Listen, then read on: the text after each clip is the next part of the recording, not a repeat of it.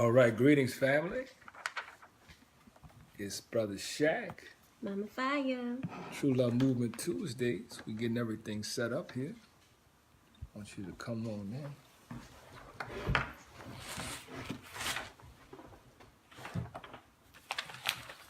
All right. Welcome. We got somebody on the Facebook side. Yeah, family, this is on Facebook and Instagram on True Love Movement. Of course, the Instagram will be an hour long. I like that little color you got in there too, Mama Fire. What color? See, it's like a little... Oh, sepia? I don't know. I didn't do that on purpose. That's slick. It did it on its own, though. That's slick. That must be what it is tonight. That's a good for the night's topic. Shout out, we got Ronika over there on the Facebook Live side.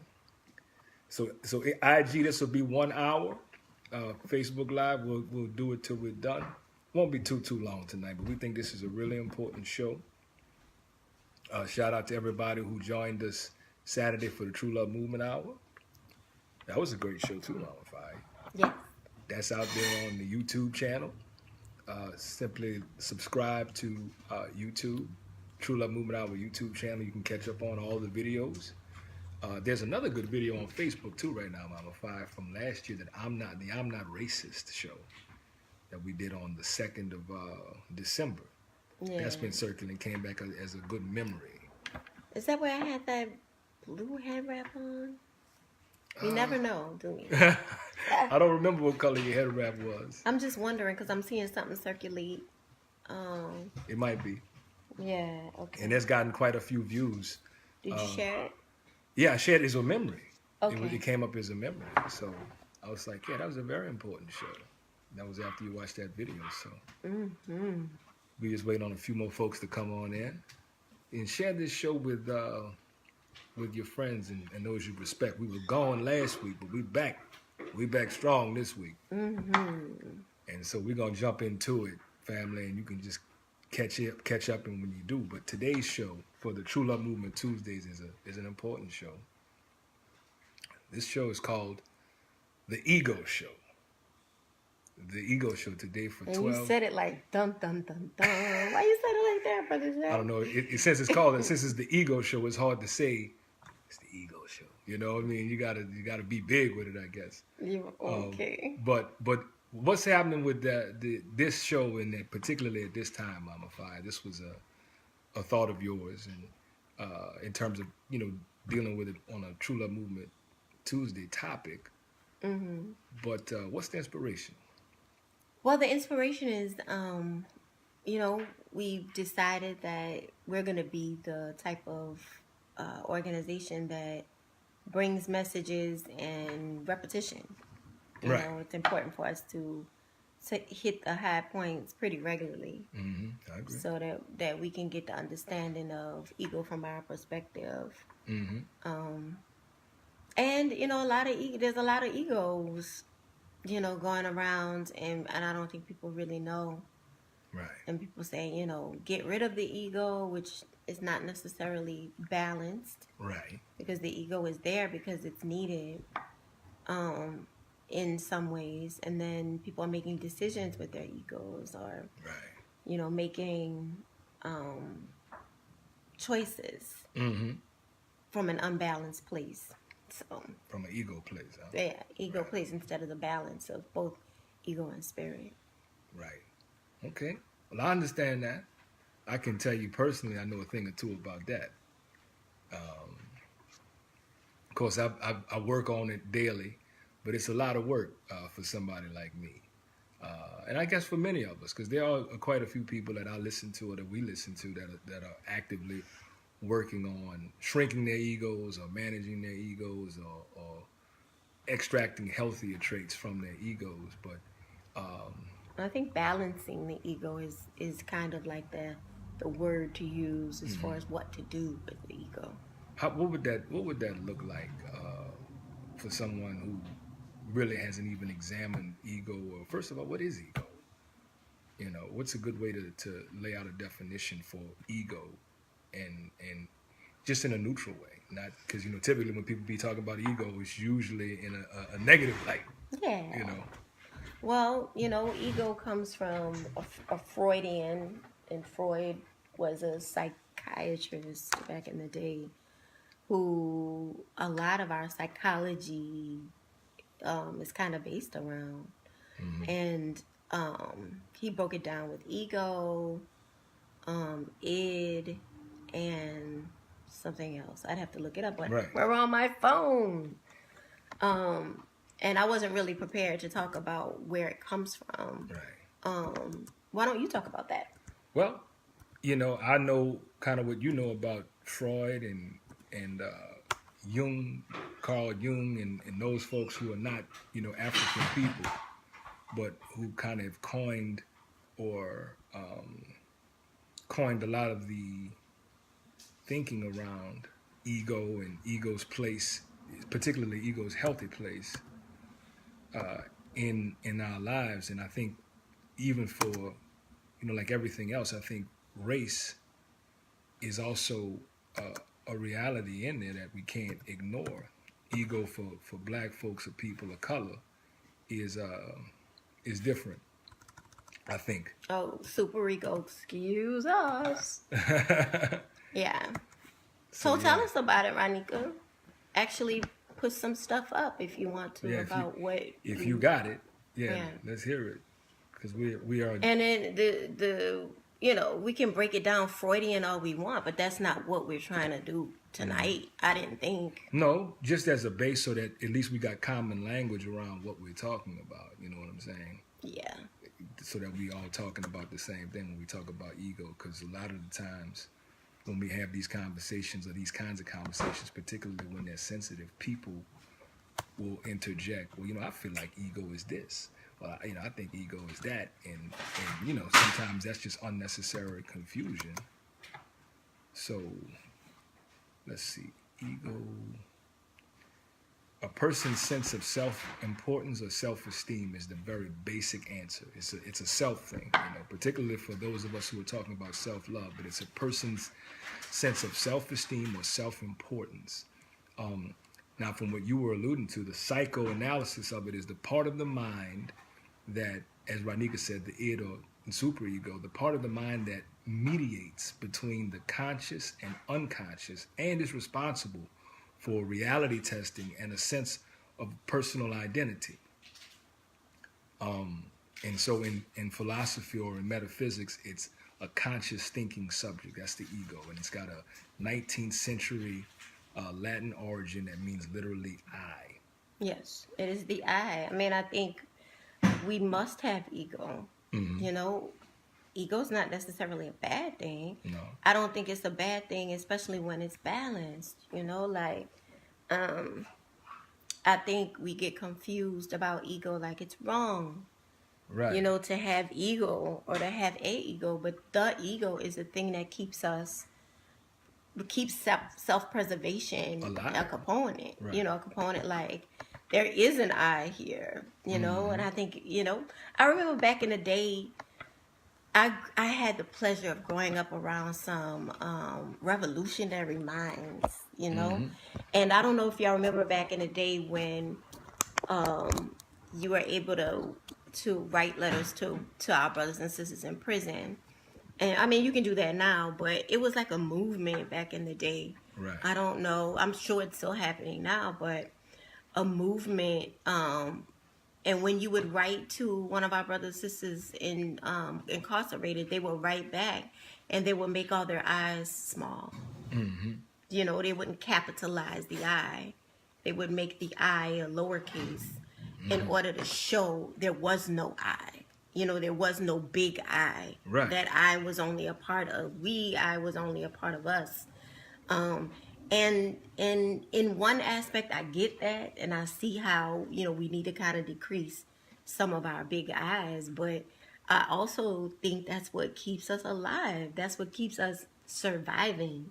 I imagine I've never been incarcerated, and I'm thankful for that. Yes. And I am not going to be incarcerated. It won't happen because, when they begin to incarcerate folks in mass, I'm out of here. I'm checked out completely because that's not going to happen to me or my family. And so I imagine, though, being incarcerated, I imagine how much the I is important there. Because you could easily lose a sense of self. Right. You know, you could easily lose a sense of survival, you know.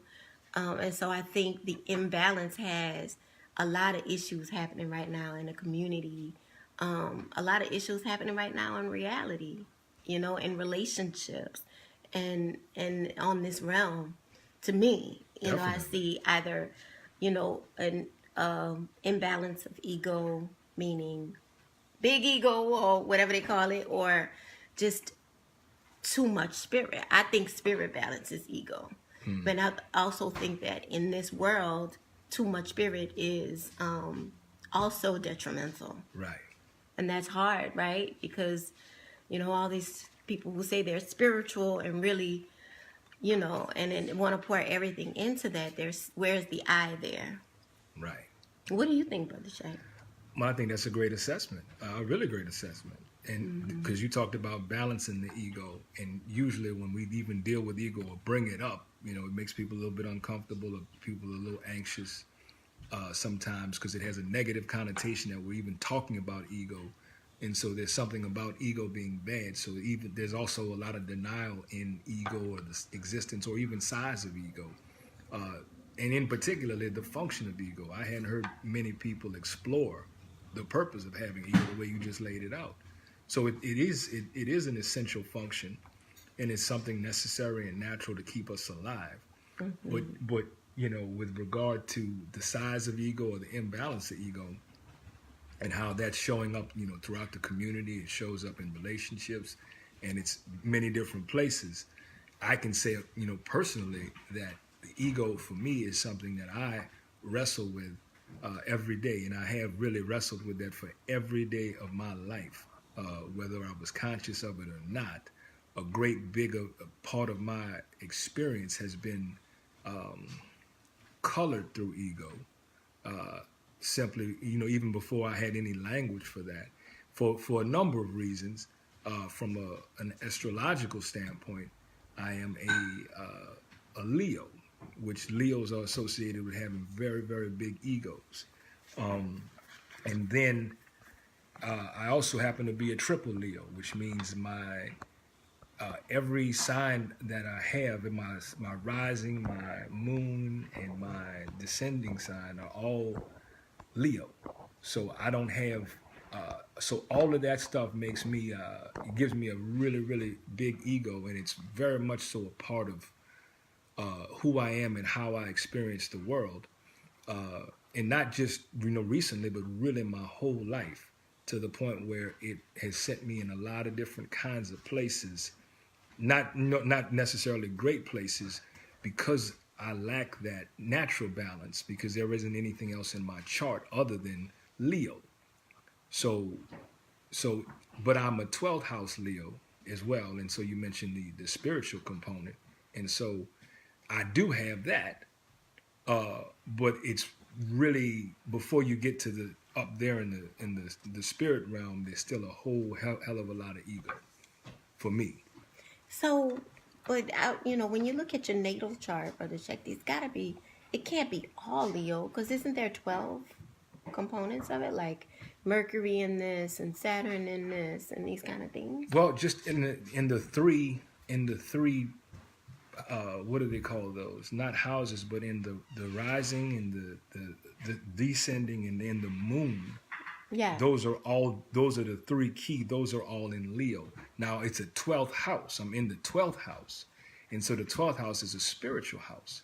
So that is a little bit of balance, because that takes me as a fixed sign. That does take me kind of up into the clouds and up into something more imaginative than just, you know, what's right here, you know, in the physical realm. But I have to actually, I created up in the spirit realm, and then I have to bring it down to make it so here, which is a little bit different than the typical Leo, where it's all, you know, what you see is what you get. So I'd like to look at your natal chart, is all I'm saying, because I think there's a lot more balance in there than you were told.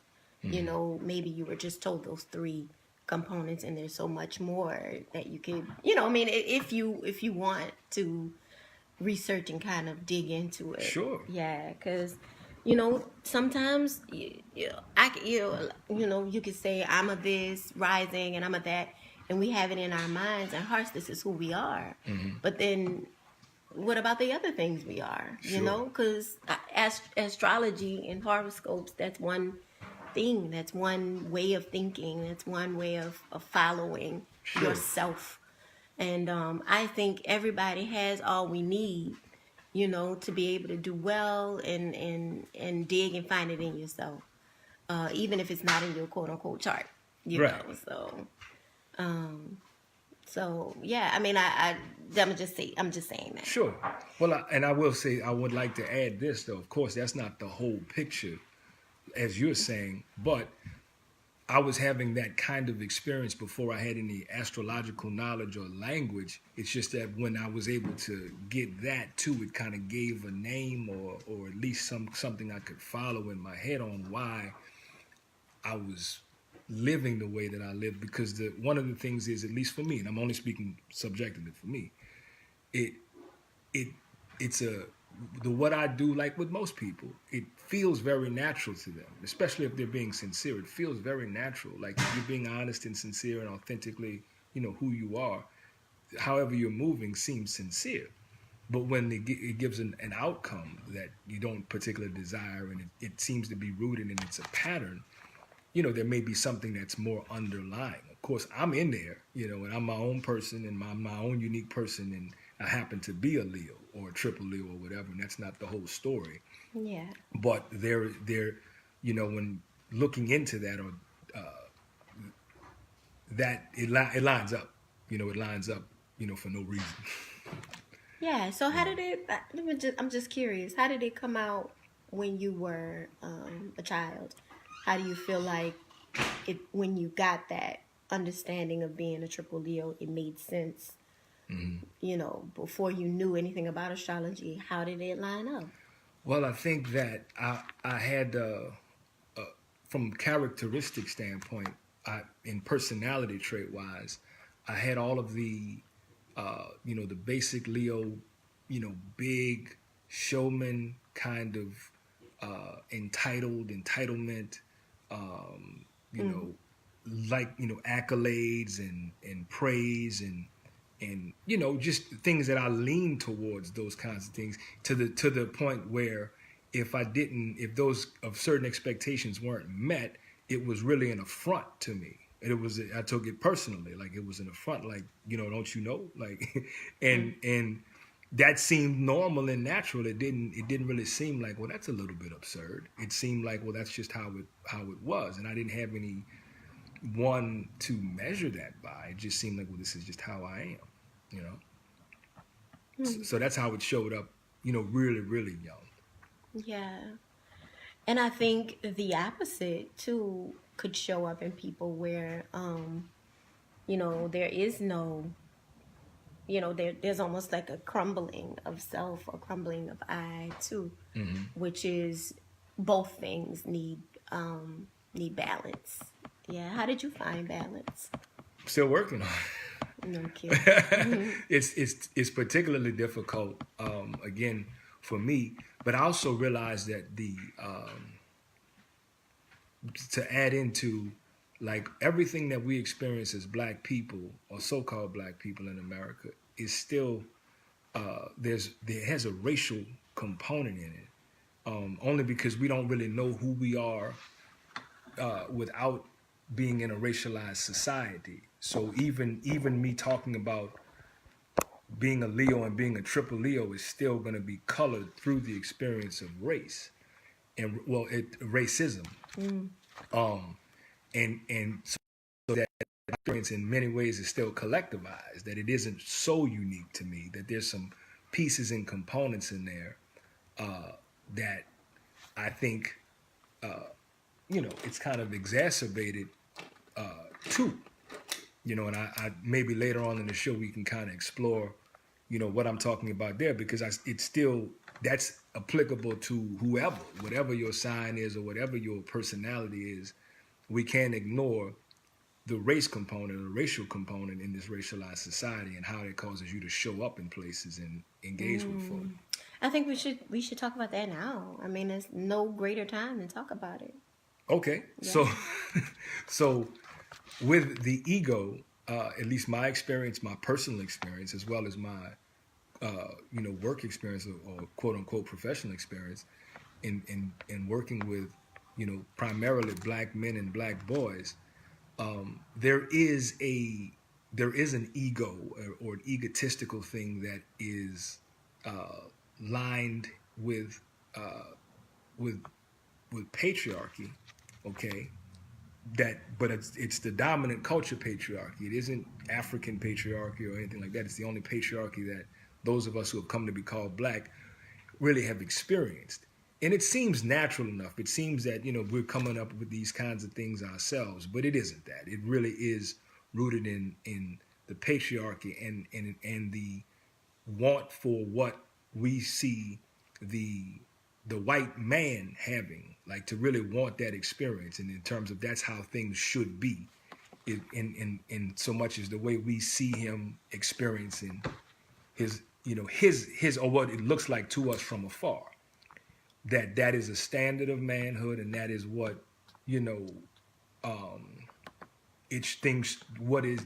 how things should be, I should say.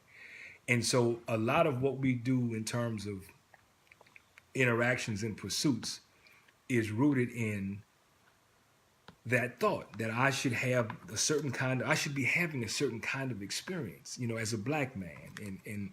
But it doesn't start off as a black man. It starts off as a man. I'm a man.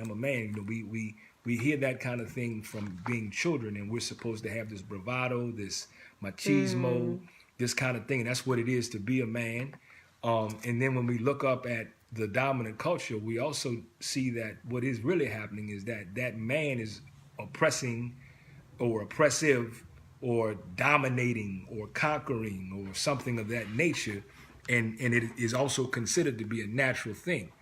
And I don't know how natural it is or isn't natural, just because we don't know what our nature is without being contaminated or influenced by the relationship to the dominant culture and the history of what we've experienced collectively as black folks, but in particularly as black men, without the dominant culture.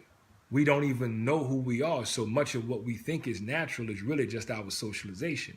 Mm-hmm. Meaning we don't know really truly who we are. We don't really know this ego thing in a healthy light. We just know it from a mission standpoint that I need to, this is a conquest. I need to conquer. I need to dominate. I need to rule. That's natural. That's what men should be doing. Not only should men be ruling, but everyone else should be submitting.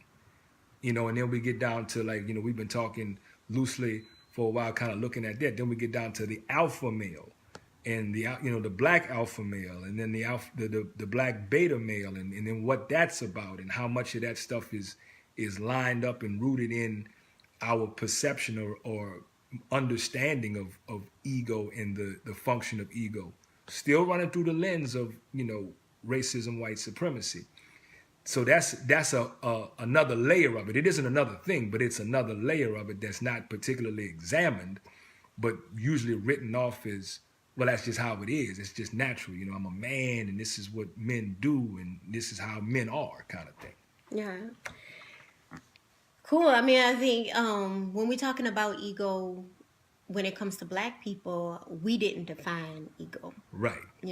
And part of it is the theory or philosophy of white psychologists and psychiatrists that we've accepted. Right. But I think I was just looking up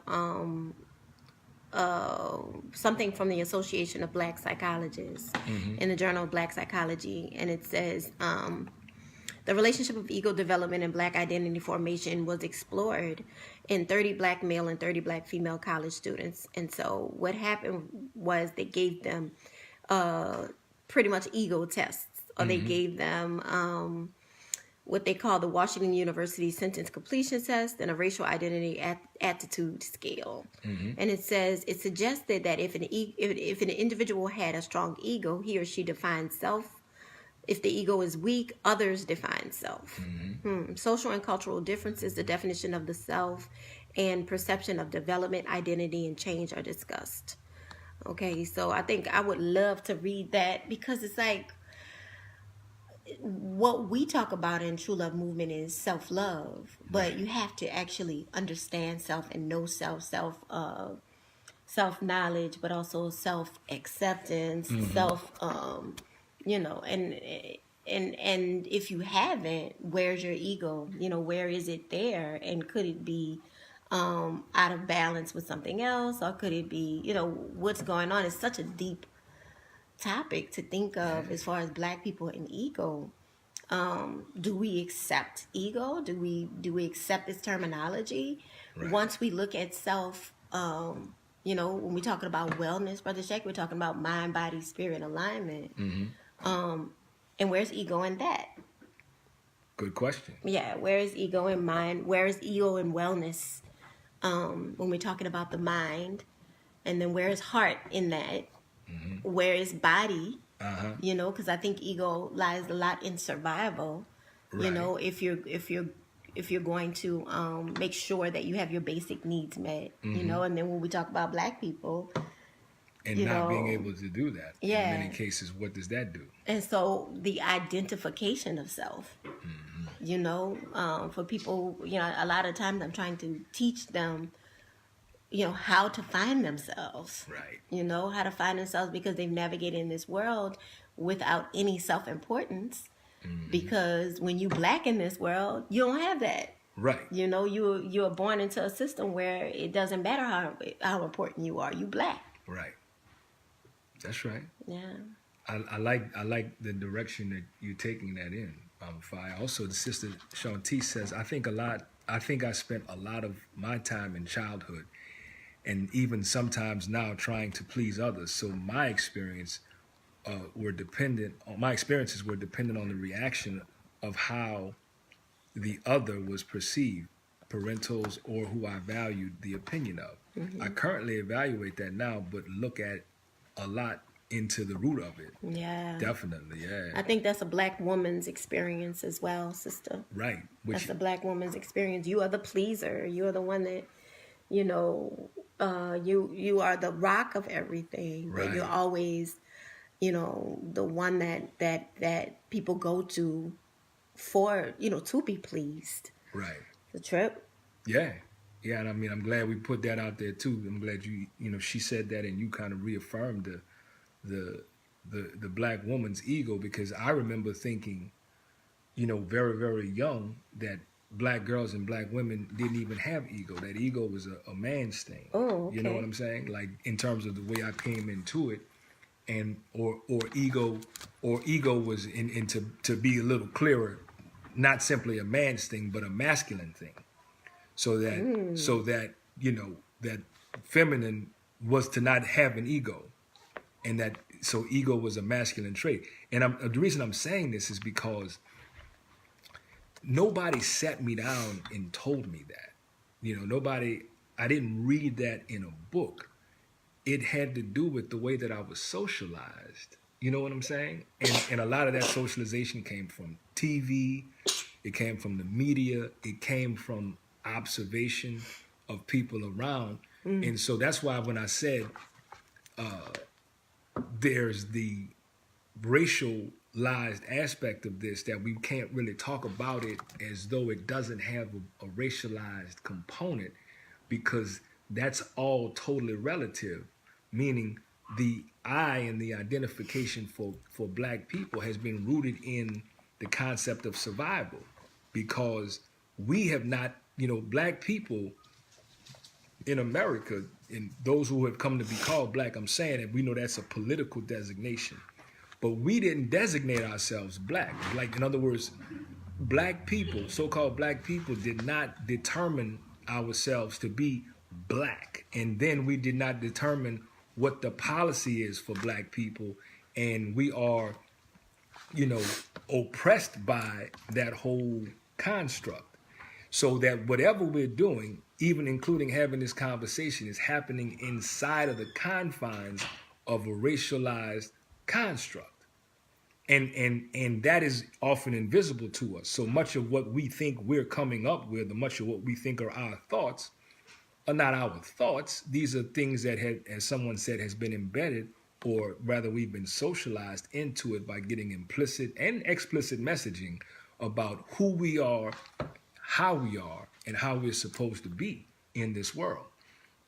So that's why I think the idea of ego is just much like if I ask anybody about what is manhood, what does it mean to be a man? Mm-hmm. I get very many different kinds of answers because it's very subjective, and people have gotten similar and different messages. And that's part of why we have some confusion, because we don't have common language, or we don't even have common thought about it, Mama Fire. Yeah, you're right. And when you said that we were labeled black or labeled Negro or nigger or whatever case would be, the question is, who defines you? Right. Who defines you?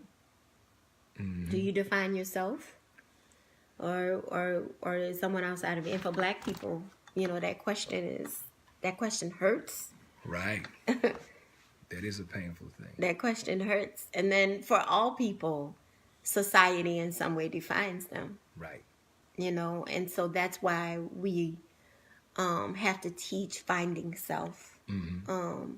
And then really also teach protectionism, being able to protect that in this world of hurt, pain, defining people. And I think that's why we see a big movement of, saying that I'm not any of that. I'm not any of those labels, Right. Right. Which is difficult. Sure. But that's what I see a movement of happening.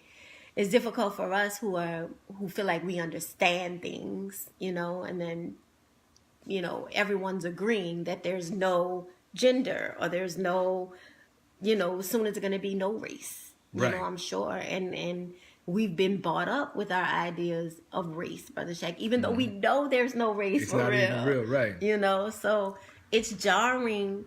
And I think we, as Black people, should join the movement of finding self. Right. For ourselves, Right. And so if we're going to find ourselves, then we'll have to define ourselves. You know? And the reason why I'm glad you opened that door too, because in our, as in a racialized society, as an oppressed people, with the political designation Black, our assertion of, well, I'm this or I'm that, I'm no color, we don't have, power in this society to, and what I mean power, I mean two things. The first power I'm talking about is the ability to define a thing, including yourself, or a person, define that person, and then cause other people to accept your definition of that person or that thing as if it is their own. That's the power. That's the one power. And the other power I'm talking about is legal access to systems and institutions based upon that political designation. Mm-hmm. And in America, as a result of racism, those of us who have come to be called Black, we lack either of those powers. So our ego oftentimes is much of a fantasy, because it's convoluted in that, if you're Black and you're watching this, you are not actively defining who you are in this racial construct. So what is missing is your humanity. That's why I'm glad you went to that, Mama Fire. That what we're trying to do as Black folk is get our humanity back. That's what we're trying to do. We're trying to get our humanity back. And so in our effort to do that, we're saying, I am this. We are changing whatever our names were that are given to us because we would like to self-identify. That's being extended to the idea of, as you mentioned, gender fluidity. So then it's intersecting with sex and gender and all those other things. And what we are seeing is that there is a movement as it regards to the non-binary sort of concept of gender and sex, because there's been some political traction there, and that folks are able to get a little more justice or get some movement, literal movement, when concentrating on those kinds of things and not so much about race. So those things are attractive to black folks who are looking to relocate their humanity. They can participate in existing efforts or movements that are lifting up other aspects of their humanity. But the race thing has, long since been immovable. So that even if you are able to be, quote unquote, gender fluid, being gender fluid and being black is a different political reality than being gender fluid and white. And so on those two things, that's why, again, no matter what it is that we're embarking upon in a racialized society, ignoring the race or saying that, well, I'm not black, I'm this or I'm that, when the police show up, they'll show you who you are. Yeah.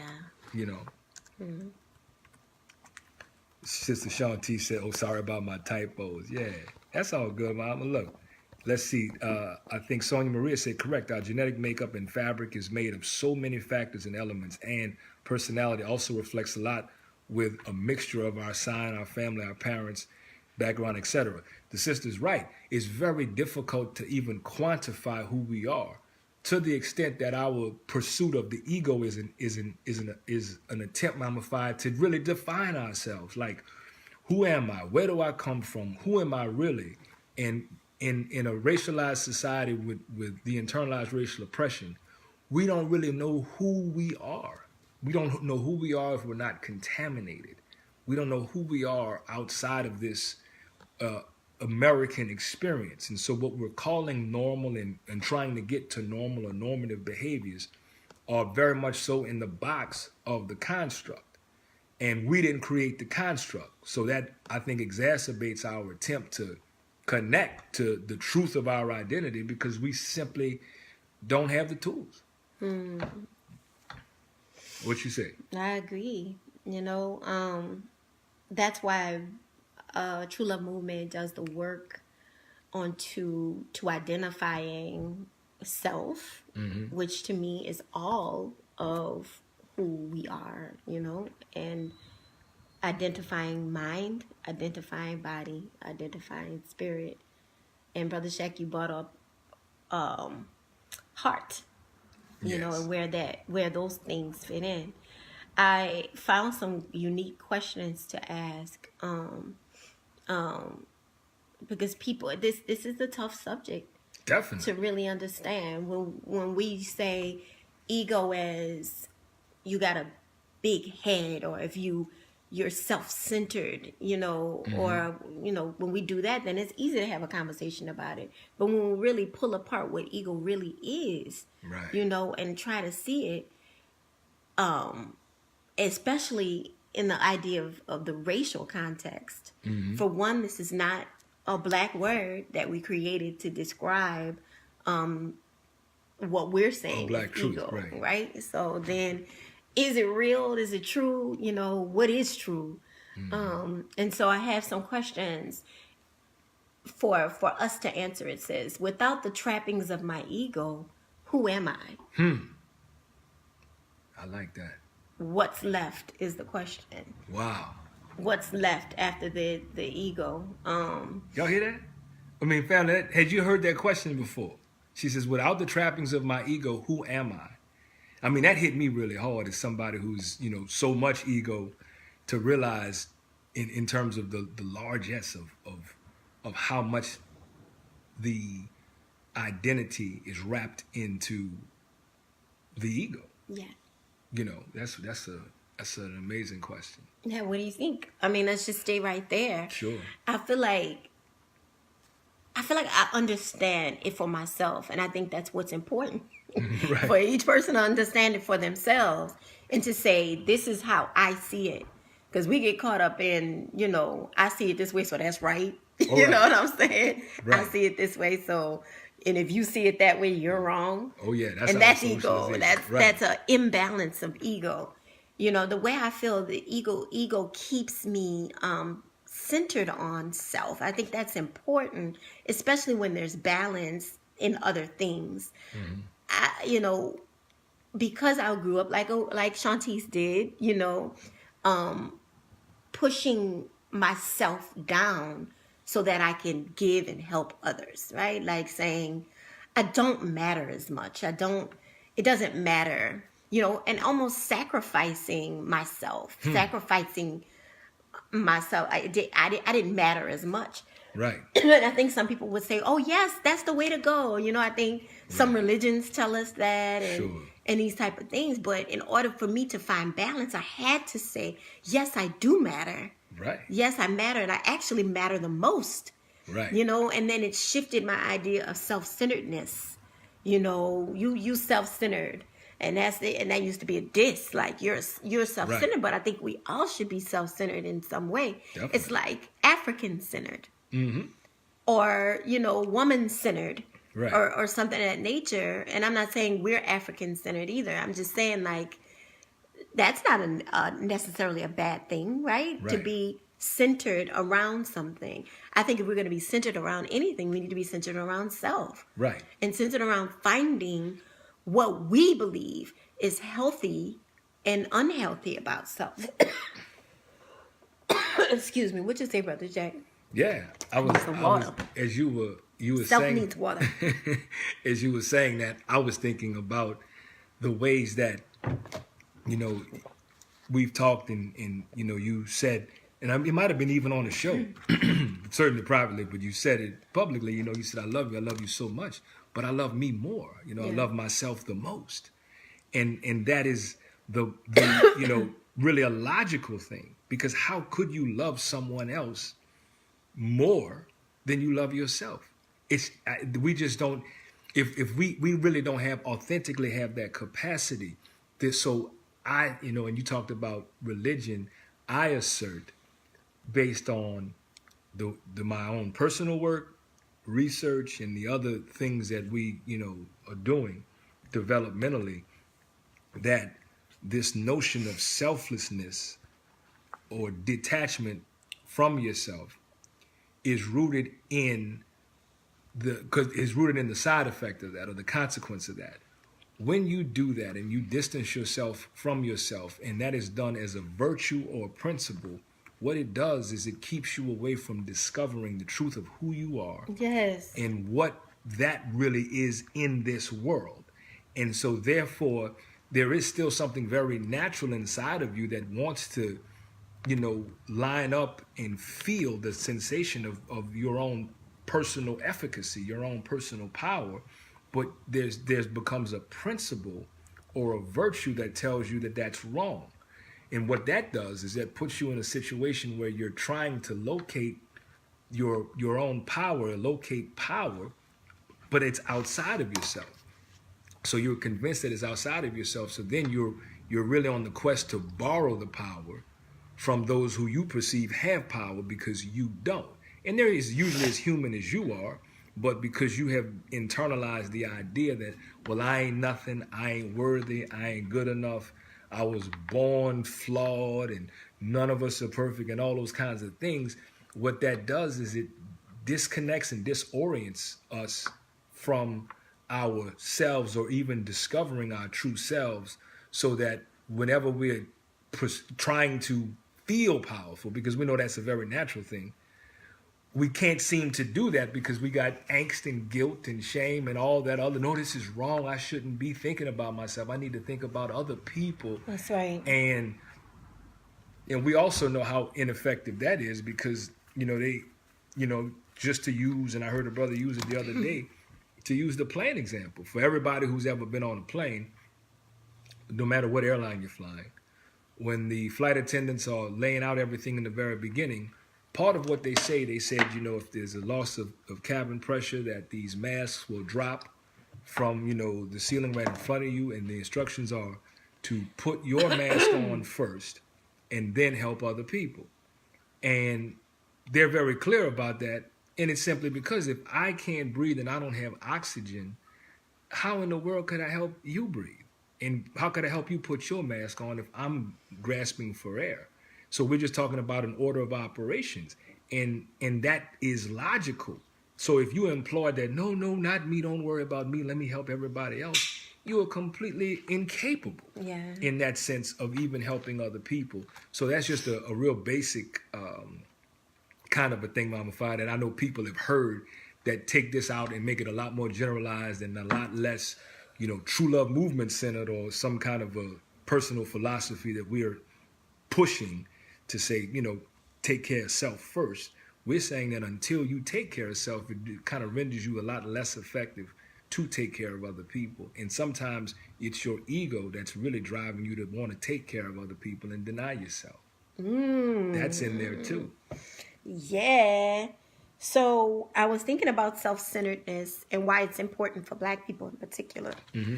If Black people are the ones who have not been able to define ourselves, right?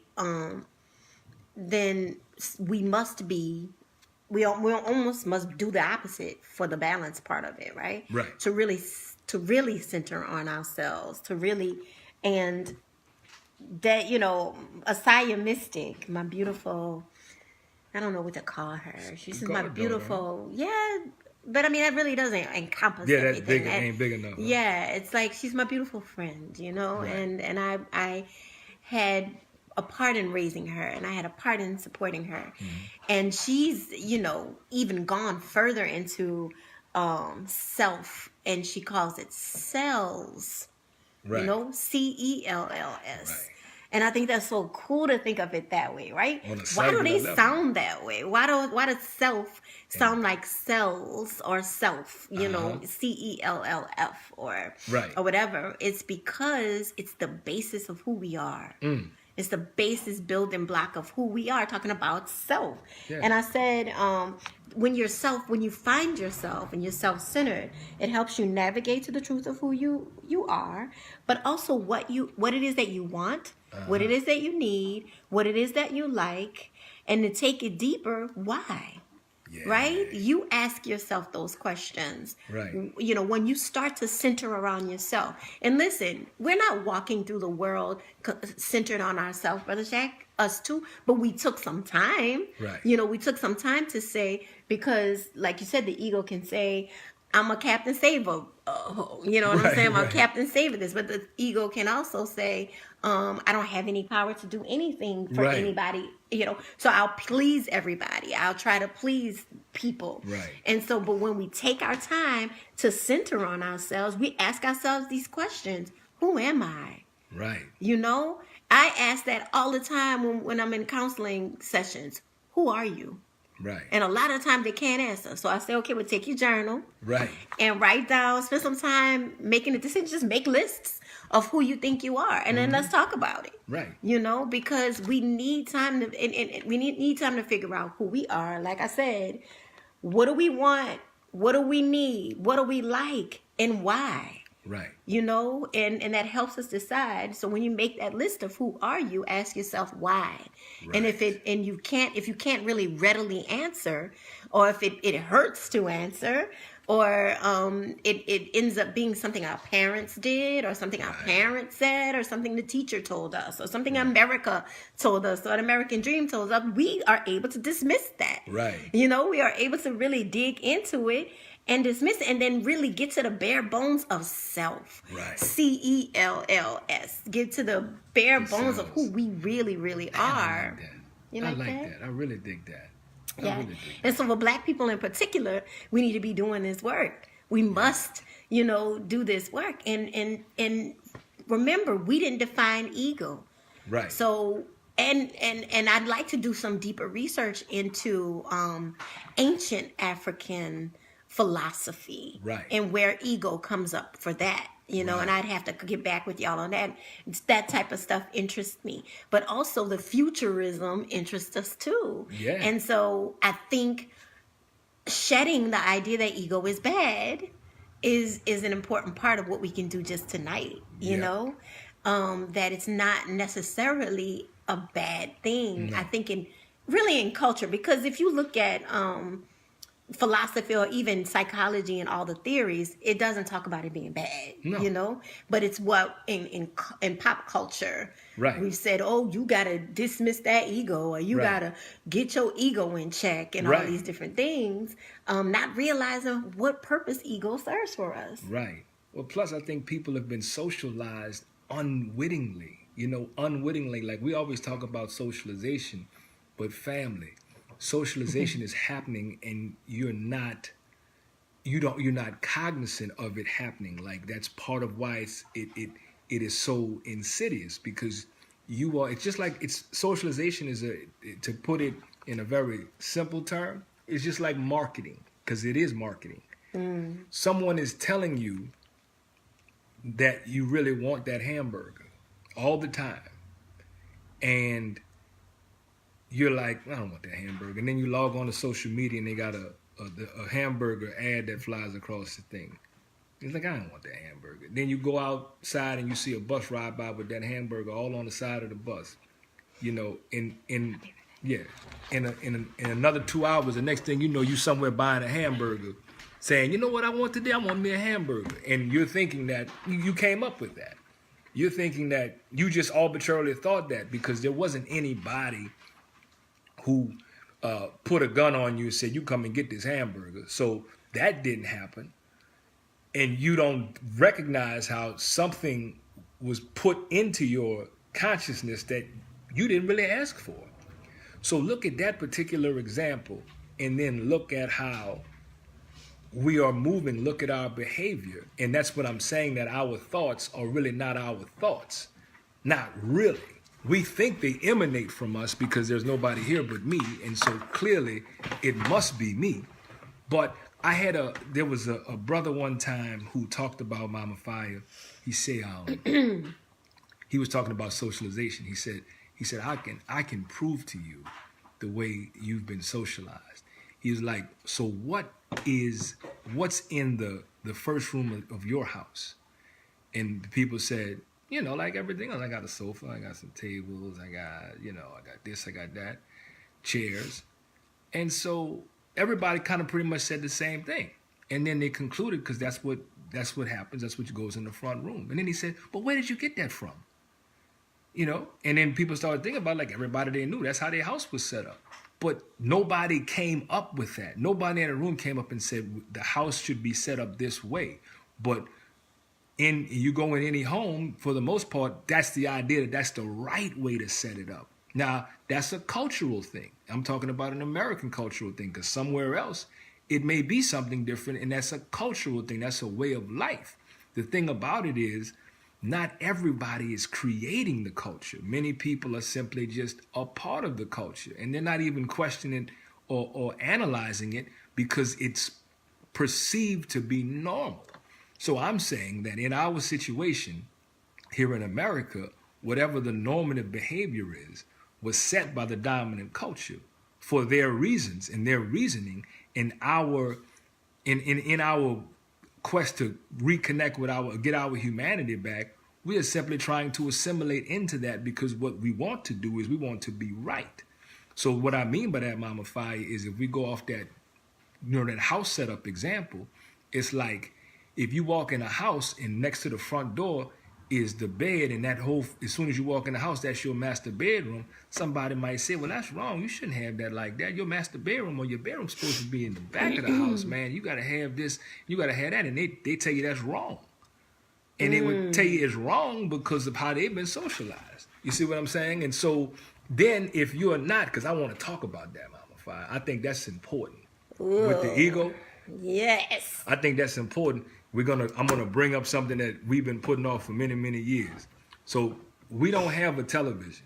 We've not had one. So we don't watch TV for the reasons that we're saying. Like, we're trying to be as not so influenced by external things and really get into our own heads and our own minds and really investigate, well, why am I thinking this? Why am I wanting to do this? What's real about this? So that's part of the exercise in not having a television. In addition to not having a television, we don't follow any kind of sports thing, or we don't know nothing about the Saints or none of that other stuff at all. and we never have. That surprises a lot of people. And I try to stay away from those kinds of conversations because, explaining that, hey, man, I don't have a television, I don't watch it, I don't know nothing about it. They look at me like I'm from another planet. How could I not like the Saints? And I be thinking, how could you love the Saints the way you do? And, where does that come from? Like, that was put in your mind. There's nothing, you don't have a real relationship with these people. You don't know these people. They're not your team. They're not your Saints. Like, nobody calls you up and asks you for influence or input on what's going to happen. You don't make any money off. I mean, it just really ain't yours. But well, you might. Well, maybe, but you've internalized that that's yours because we know psychologically for black folks, because we've been losing, we want to be a part of what's winning. You know what I'm saying? And so if we can put on the Saints, or we can put on that and say, I'm a winner, as opposed to, because we know being black in America means being losing, being on the bottom end of shit. We can at least pretend, and borrow some of that ego and be like, but I'm a part of that though. You see what I'm saying? I'm on the inside of that. And what makes that normative behavior is other folk that we see hollering, who that? Like, who that? Like, and the kicker and asking you, where's your black and gold? You ain't wear your black and gold today. And you know what the real kicker is, particularly when we're talking about across racial lines and even across, city proximity lines, those people don't even fuck with each other. You know what I'm saying? But they'll come together around the Saints or very temporarily for that particular thing. But after that shit over, them people don't fuck with each other. You know what I'm saying? They ain't really friends. They don't really have no real camaraderie. Like, if you don't have on your who that shit and they don't have on their who that shit, no, you don't see you. But for that moment, though, we're all together and you're a part of something larger than you and they're winning and it really, really feels good. But it's a fleeting thing. It's a fleeting thing. And it's not authentic because there is no way that you could love and be connected with a team to the point where you have a good or bad day based upon whether or not they win. I mean, think about the psychology of that. Yeah. Think about how that's not really true, but yet acceptable fantasy. And we take it on because it just becomes what you do. It becomes the normative behavior, becomes the way the house is set up. It's just what you do. It's a cultural thing. But it isn't really authentic and it isn't self-investigated or self-interrogative. Interrogative. It's just what people do. And you do that to fit in. Because the ego say, I got to be a part of the hot shit. I got to be a part of what's happening. Like, because I'm what's happening. So this is what people who are what's happening do. That's why it's time to divest from all of that stuff. Like, if we want to find the answers to black people in our, to our issues in particular, as far as black people are concerned, where are those answers? Are they in pop culture? Are they in things that we choose to invest in? Because people are really invested in the Saints. Definitely. I mean, they from buying the Saints gear to buying Saints tickets to gambling and saying, the Saints are going to win against this and that and losing all kind of money or gaining money or whatever the case may be. People are completely invested and you're looking outside of yourself for answers to who you are. Right. I'm a Saints fan. You know what I'm saying? That's I'm an not identity. really. I'm not really. I'm just saying, that's an identity instead of really looking in and doing in investigative work to figure out who your cells are, like I think that's so cool. So when we divest from extracurriculars, and nobody's saying that you can't have and we're also not saying we hate the Saints, because that's not this not this either. We got to get into that too. Yeah. Why? How come you can't just critically analyze relationships that are happening without saying we hate something? Here's why. And this is why the ego, I think, is such a force. Because part of the socialization in America is that the thinking is dichotomous, meaning it's this or that. There ain't this and that. It's this or that. It's right or wrong.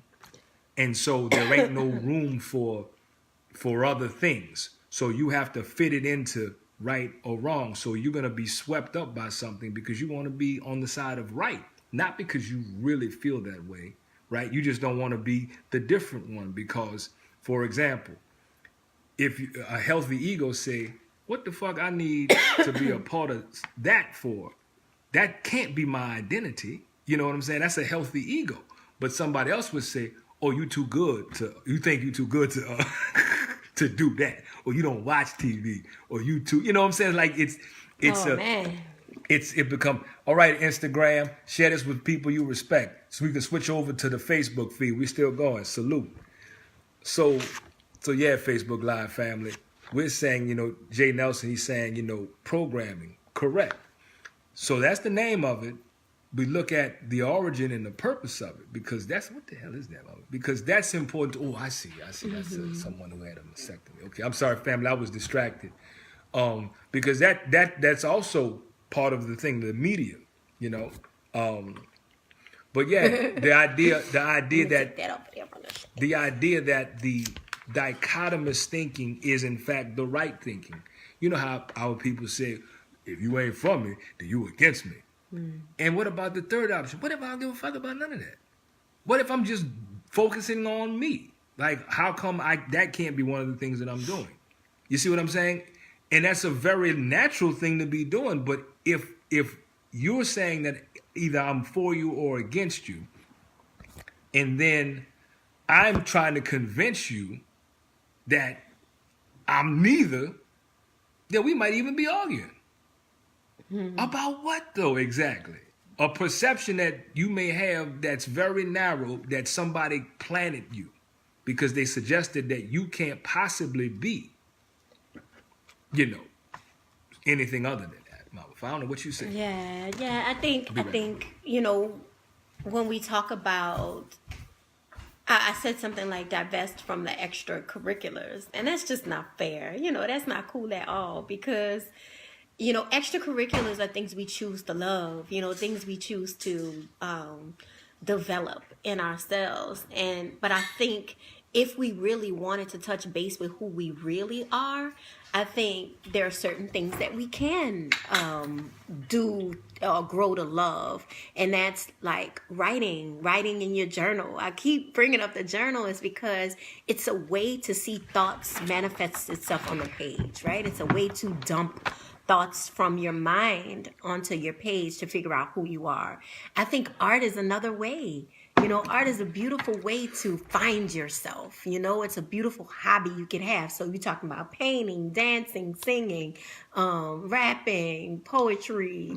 There's so many different arts, martial arts, there's so many different ways to find ourselves that are healthy ways of being self-aware.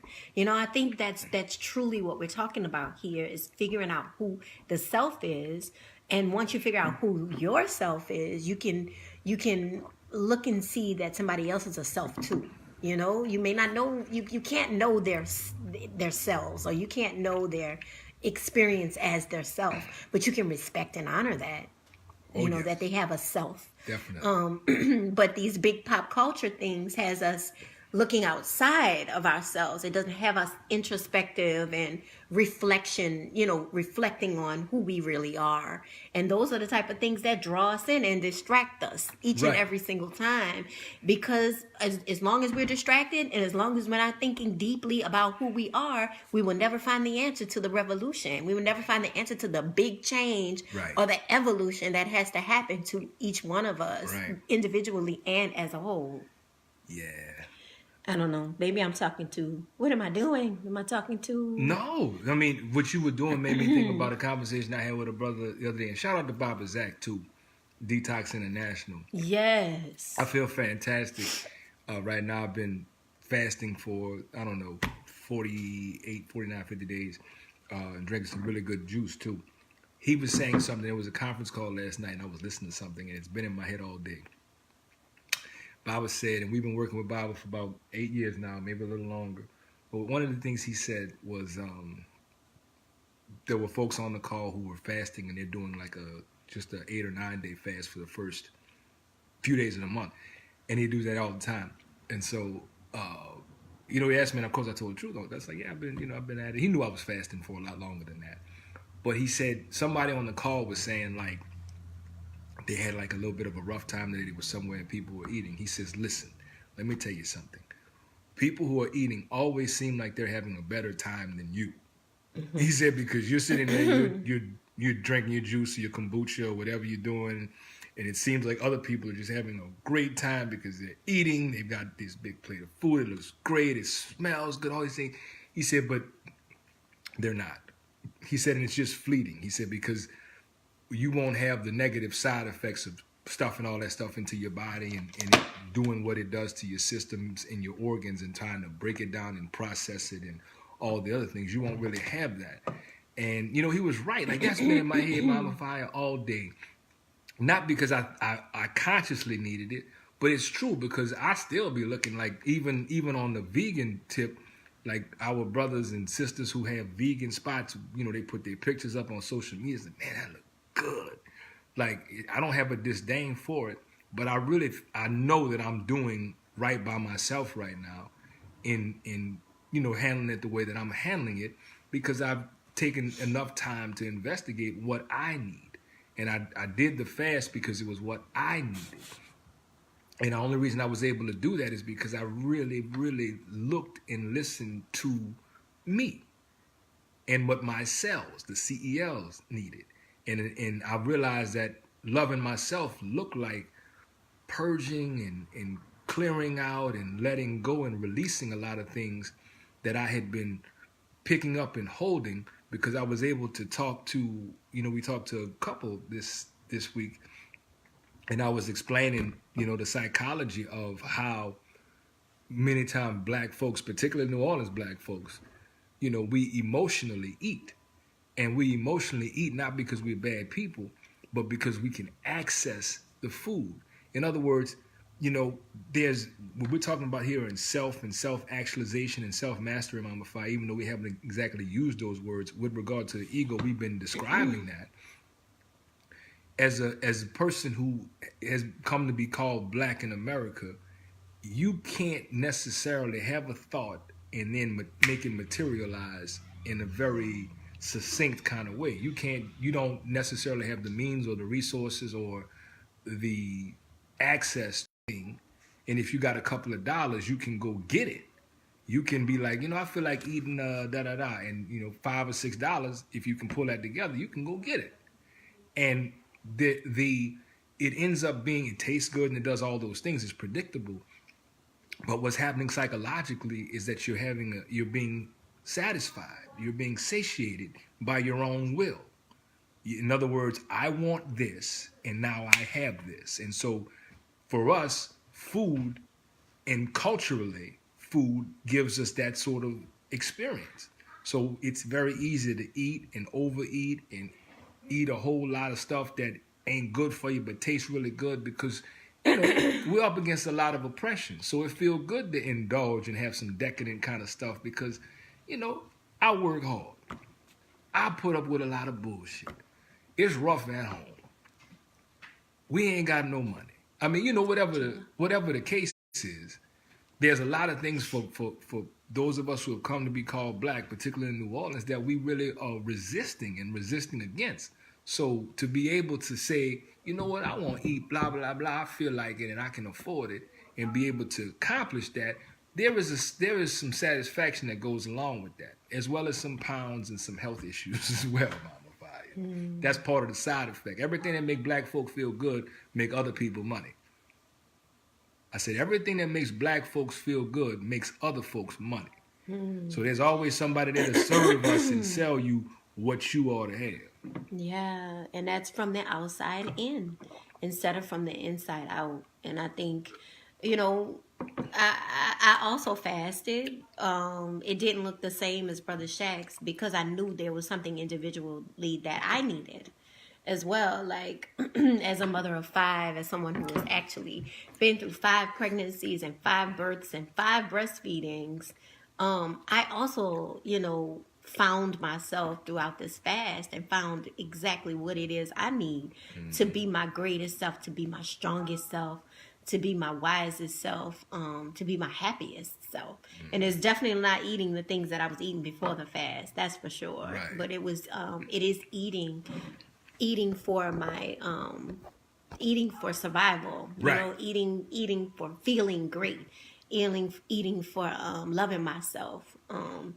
At 40 days, I ended the fast. You know, I did the fast probably half not eating anything, and then half eating every other day. But 40 days of that gave me a great understanding of how I need to eat, you know, and understanding emotional eating too, as something that you can access, and understanding, you know, what's hurting emotionally, you know, like what is, I think that's the answer to emotional eating, is just getting down to what's bothering you emotionally. Because if not, you're just going to continue eating the things that you know is always going to taste good and give you the high that you're searching for. It's another way of it's another way of abusing food. I mean, abusing something. Right. And the answers are all in ourselves, y'all. I mean, the answers to the questions of everything is in ourselves. It's in ourselves. CELL. I love that. That's him. Yeah, really but it, I mean, you know, we're talking about the basis of who we are. Right. You know, when we talk about ourselves. And I still want to go back to the mind, body, spirit thing, though, Brother Shaq. Yeah. Because we talked about that the other day when we were together. Yes. We were walking, and you were saying how we wanted to bring that up in this ego show. Yeah, let's do it. Let's do it. And so we were talking about where is our heart. You know, you want to shout out somebody? No, we're just shouting out Kay Sharif. She just joined us. Mama Kay, what's happening? Hey, Mama Kay. And so we were talking about heart and emotions, and like the seat of emotions and where they sit. Are they in the mind? Are they in the body? You know, when we think about our heart, our physical heart is in our body. Right.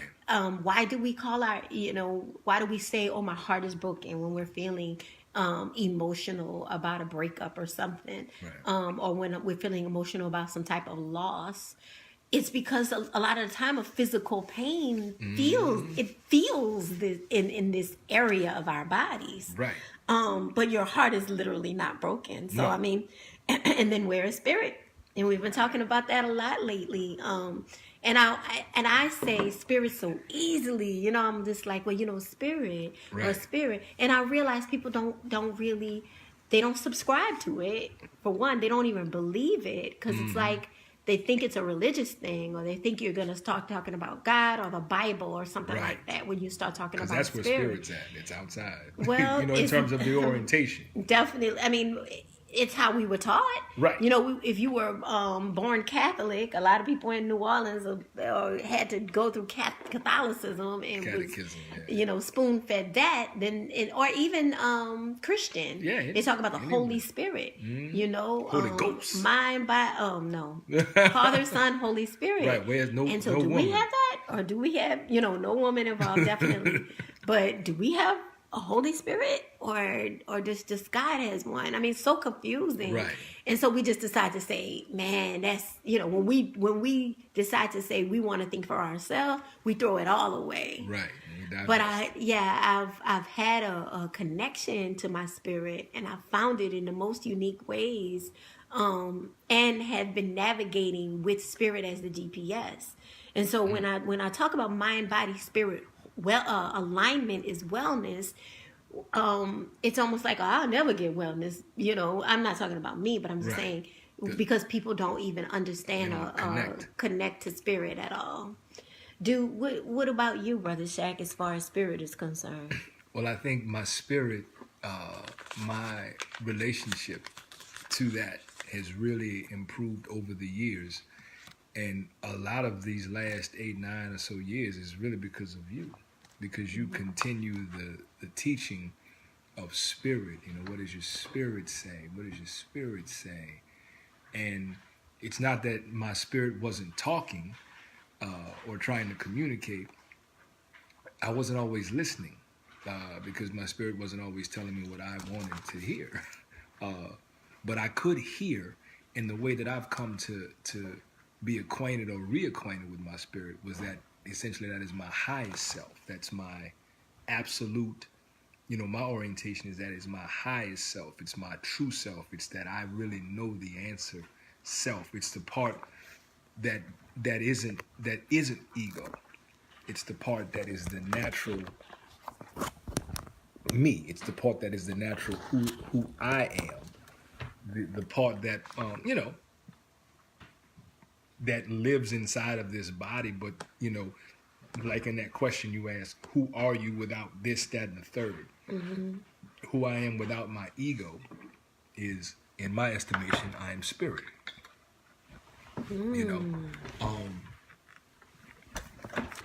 That's my thought on that. Oh. I'm spirit. Yeah. And So remember that question I asked earlier? Without the trappings of my ego, who am I? right. And what's left? And I think, in my orientation to it, it is spirit. And my spirit is, oh man, beautiful. I have a beautiful spirit. And I can say that. And that isn't my ego talking. The spirit as it's described as oftentimes housed in the body, as though the body is the vehicle, the body is the car, the spirit is in there, and the spirit is doing the driving. And our experience on this physical plane, though, where the ego is and where the ego is necessary, for me, has been a struggle, has been a major struggle and a power struggle even, because I have desired to be all spirit. As you talked about, and you also spoke about the detriment of that, because that is a detrimental direction in being all spirit in this physical realm.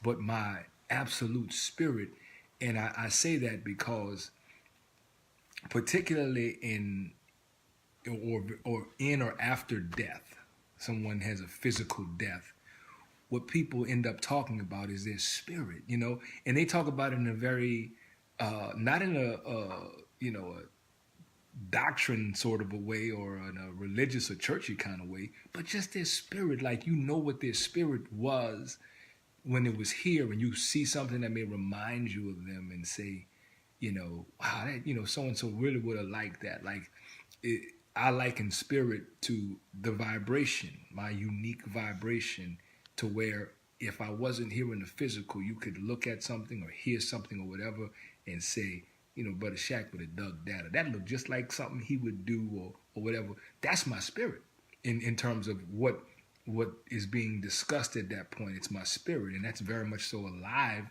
and real now, and it's beautiful, Mama Fi. It's absolutely beautiful. Can you see it? Oh, I see it all the time. That's why I have a relationship. That's what I have a relationship with. I mean, I think there needs to be a balance of both, of course, but we need to really understand both and find both.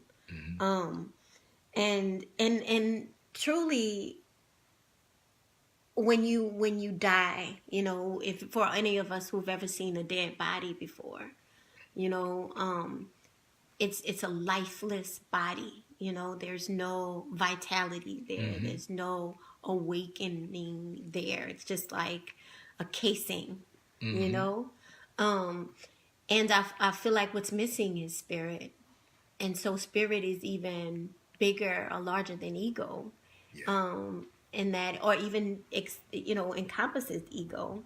And then there's no mind there either. There's just body left. Right. And so when we think about spirit in taking mind or taking ego, or just how we have to understand ourselves in this world, understand and compartmentalize mind, body, and spirit, when it's really just one thing.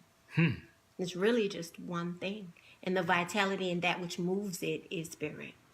It's in the word too, because spirit, S-P-I-R, is the same way we talk about our respiratory system. The spirit, that's the breath, and so that when you have the absence of that, you don't have life. So real life is in fact the spirit. Yes. And I think religions are really trying to say that in some allegorical ways that it maybe have been taken literal and translated and taught and retaught and maybe confusing, but I know that the words line up. That S-P-I-R is in like respiratory and it is also in spirit. Mm-hmm. It's also an inspiration. And the if you've been inspired, then you know spirit. Right. If you've been inspired there. And man, today I was so inspired. And when I get inspired, I get goosebumps. Doesn't happen often. Mm-hmm. You know, something happens physical. But today it happened in goosebumps. Oh, yeah, what happened? I can't really talk about it. It was confidential. Oh, got it. Yeah, it was when I was working. But and it will manifest itself physically. It will manifest itself in the body. I know when I'm inspired to create something, how it feels in my body as well. Mm-hmm. And so those three things are not separate from one another. Right. And when they aligned, you see the real one, the O-N-E, but also the W-O-N, like you won, like you got this understanding of life on this realm, It's a pretty amazing thing to think about. And I'm really, really close, and it feels really, really great. And as closer, the closer I get to it, the more I see that it's so huge, I get closer and it moves a little bit further away because it gets bigger and bigger and bigger. It's just a wonderful way of living. Yeah. I'm living an inspired life. I'm in spirit, and everything else is balanced and in check. Right. So you don't have the use or the necessity for the heavy ego because the inspiration is more guiding. Mm-hmm. And I say that because in the way that I've oriented and used ego, it has a lot to do more with the external thought about what should be, without necessarily any influence of inspiration, but more aspirations that are rooted in something that should be, conceptually things should be, and it ends up being the ego that says, it's just like when people are in pursuit of things, or people. Yeah. And it's that's rooted in what you think you should have. And that what you think you should have is rooted in someone else's creation.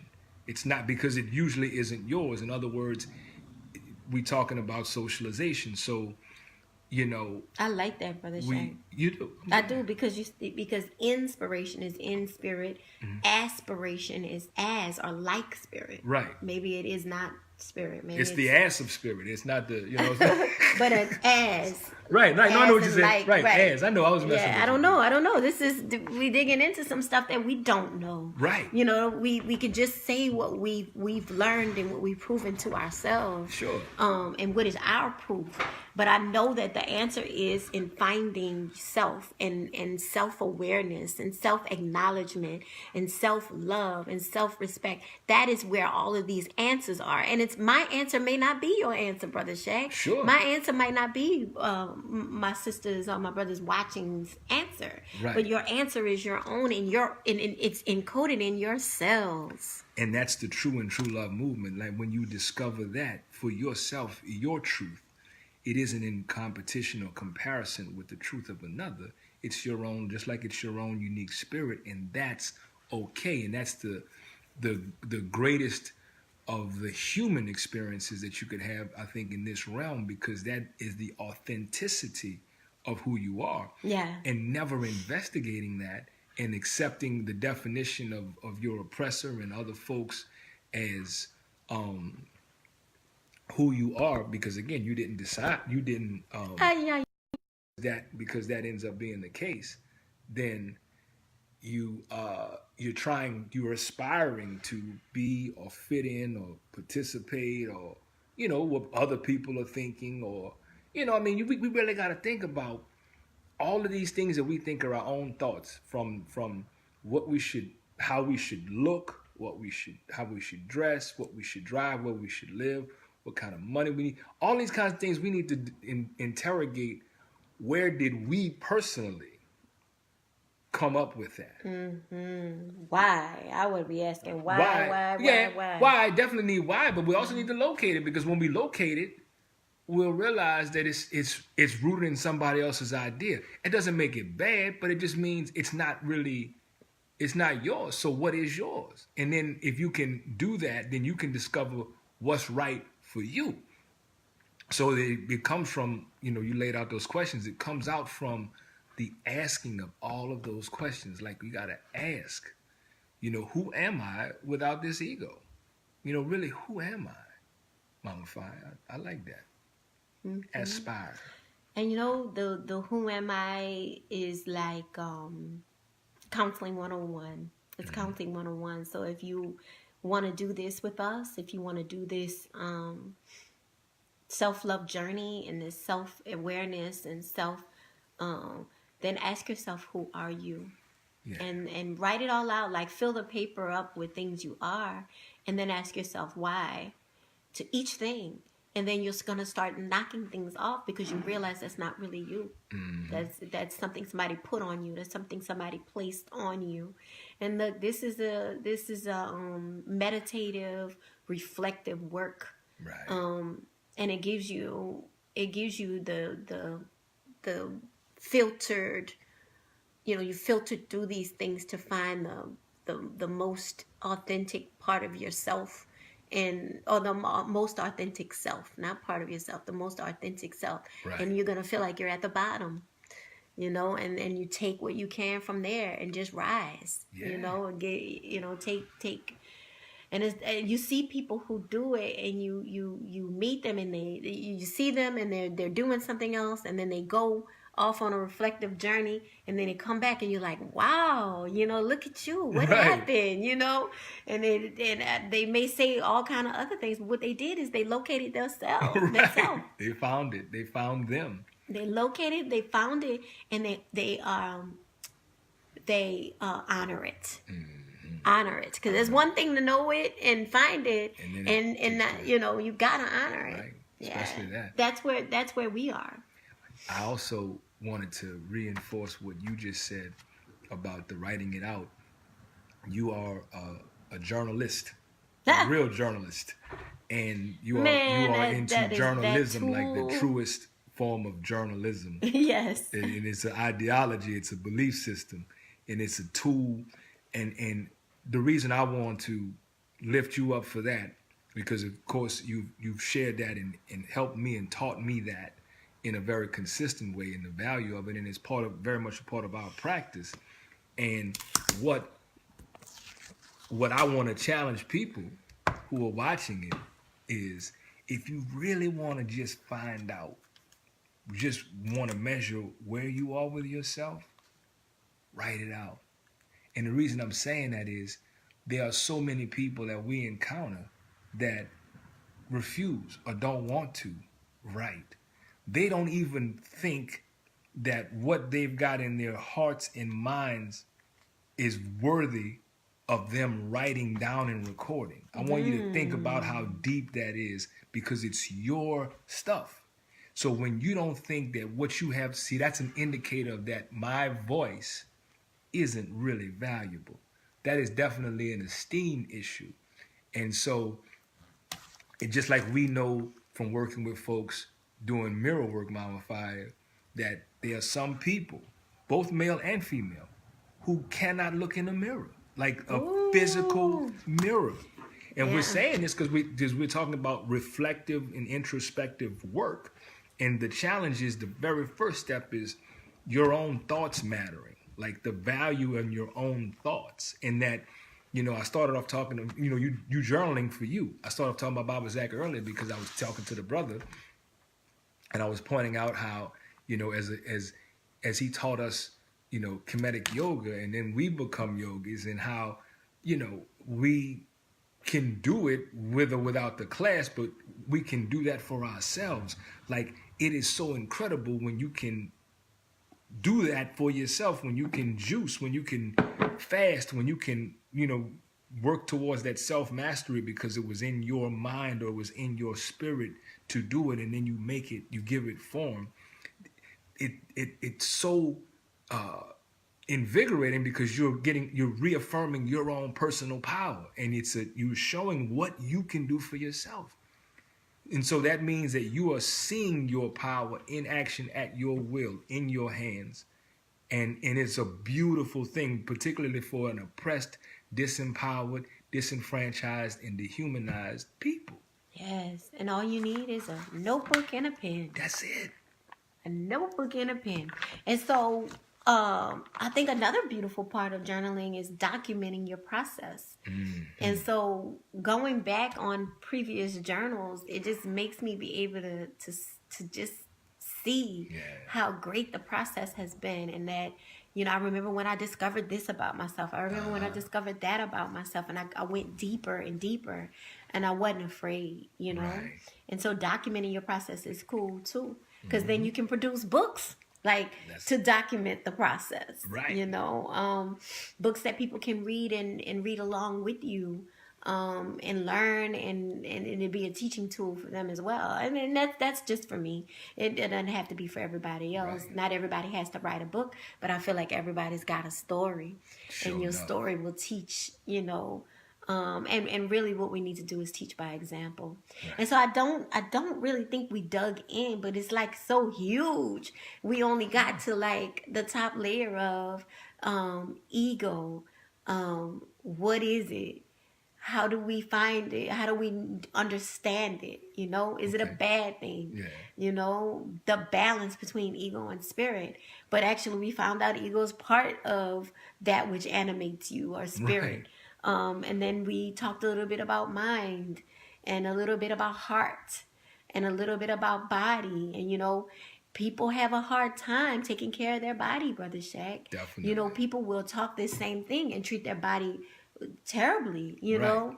And so that is also part of self-love, CELL love, because you know, your body is that which brings you around. It's your transportation in this realm, and so it also needs to be well. It also needs to be balanced with other things.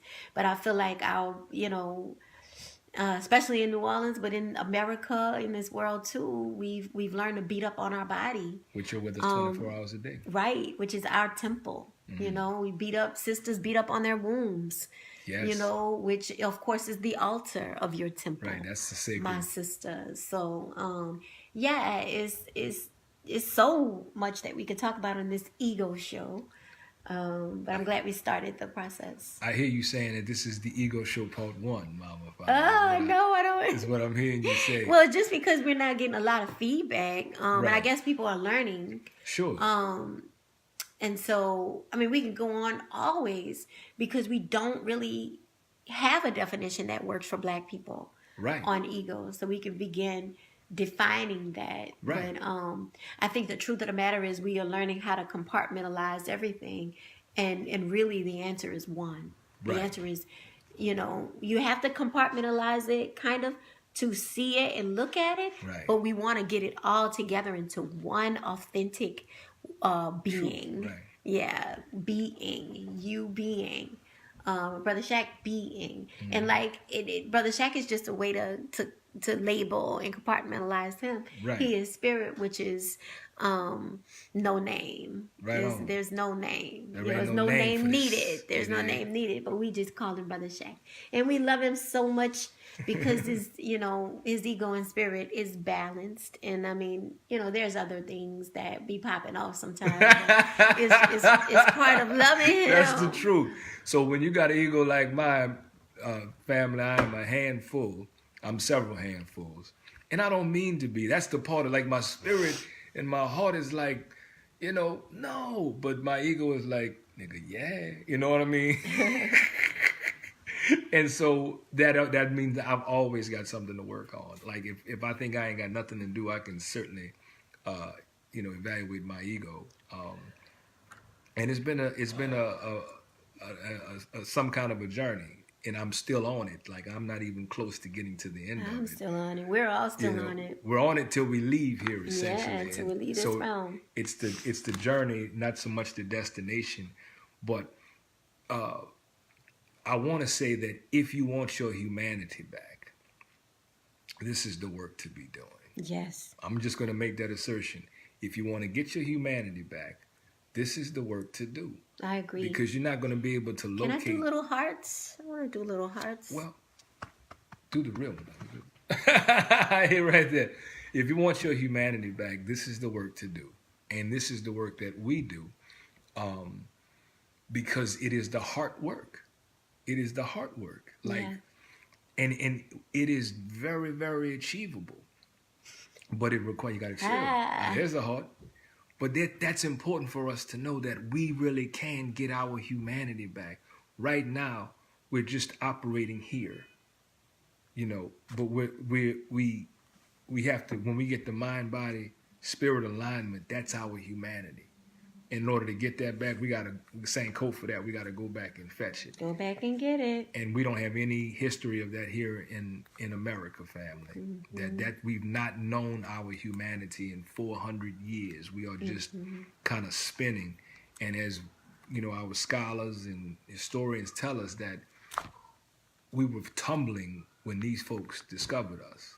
We were already tumbling. So we've got a lot of ancestral work yet to do. We got to do our work here in our time, and then, our descendants will have a role to play as well. And our function is to set them up for success. So a lot of that is for us to get out of our own way, and which means to get out of our ego and get into our truth. So if you want your humanity back, like the show, share the show, give us some feedback. We're not afraid of feedback. We also understand that, a lot of the things that we're talking about have the potential to flip somebody's reality. And, everybody isn't ready to do that. That's not a diss. It's just that you have to be, like this fast, for example. I'll use myself as an example, because we don't preach to nobody. We used to fast 40 days once every 6 months with Bob Zach. But this is the first fast I've been on like 10 or 11 months, almost a whole year. I didn't fast at all because I wasn't ready. And I had to wrestle with, I should be, but I'm not, but I'm really not ready. And I'm really going to do it because I'm not really doing it. And I just want to do something else. And I had to move through all of that until my spirit was clear that, hey, it was time. And then I had to listen to my spirit to tell me how long to do it and how to, what was right for me, which was different than what was right for Mama Fire. And the fact that though we're on the journey together, that we have those individual experiences. And so all of that had to happen, and that's the only reason I've done it and been able to do it and sustain it, and I feel fantastic. You look good too. You think I look good? Oh, yeah. No, you're just being biased. Huh? You're just being biased saying I look good, but I'm messing with you. I feel great. I mean, I really do feel good. And they do say that, when you look good, you feel good. That's true. That really is true. I mean, because it was time, I'm saying. So I'm listening to my spirit and honoring what my spirit is saying. And that's all that we're suggesting that everyone do. Whatever your spirit is saying, you don't have to be ego. Get out of that. Come get your humanity back, True Love Movement. Mm-hmm. Right? You gave me a juicy kiss. Oh, yeah, but so I like the cheek, I really like that. Yeah. Juicy kiss. So, I'm tired, y'all. Yeah, y'all, please. Thank y'all for hanging with us for I don't even know how long. I guess we got to be going on 2 hours, but we thank y'all for this True Love Movement Tuesdays. We love it. And we hope that you do too. We hope that you'll share the show with people you respect. We also hope that you'll go back and look at the show. And for those of you who came in a little bit later and didn't see the whole thing, look at the whole thing. We can probably answer a lot of questions you might have if you watch the whole thing, as well as previous shows. And subscribe to the True Love Movement Hour YouTube channel, which this will be there in the next couple of days or so. And we really want to kind of get our views up on the True Love Movement channel because we know the subject matter is good.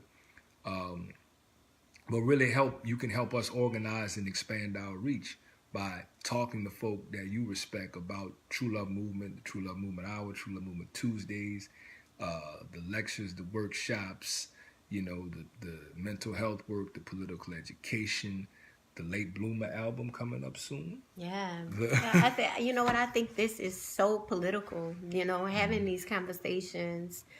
And we have our own niche, which is, trying to understand the mind, body and spirit connection. Mm-hmm. We have and I think everything's political, and I think that's very political. Because once we understand who we are, Right. You know, the rising is real, and the rising can happen, and everything is centered around rising up right now. And Definitely. so, I do think we have a very unique viewpoint. I think we have a unique way of living and a unique way of teaching. And so, you know, we're gonna have people follow us that wanted a unique way of thinking. I Right. think, yeah.